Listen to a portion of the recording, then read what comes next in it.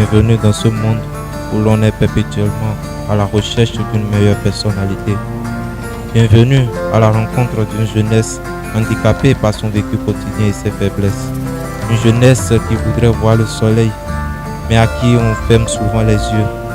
Une jeunesse qui se bat pour ne pas rester pareil, mais qui ne cesse d'être découragée.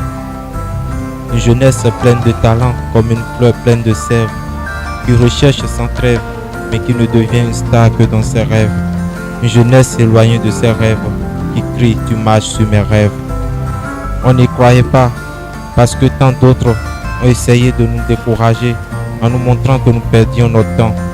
Et il a fallu peu de temps pour comprendre qu'on n'était plus en marge de nos rêves et que nos talents en sommeil se transcrivaient dans la réalité. La tristesse que nous affligeait nos faiblesses s'est rapidement transformée en sourire. Difficile de croire, mais on a réalisé que nos cris de détresse sont parvenus à l'autre bout du monde. Un semblant d'SOS sur les ondes et il y a eu des gens pour répondre. On était parti pour être prié par ordre de mérite, mais on a fini par tous y rester parce que le choix était assez difficile.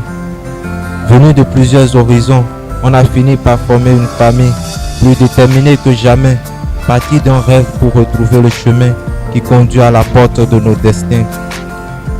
Voir apparaître la réalité afin de cesser de rêver. Il y a eu des moments durs où entre nous, on ne s'est pas vraiment entendu.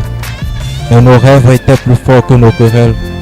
Une famille pas ordinaire, celle qui faisait chanter, celle qui faisait danser, celle qui faisait penser, elle faisait rêver, mais le plus important, elle changeait leur mentalité. Grâce à des gens aussi talentueux que chaleureux, M. Tricoyeur est né. Ceci est un signe pour la jeunesse qui sent ses rêves menacés. Si les choses doivent changer, ça dépendra de toi, jeunesse.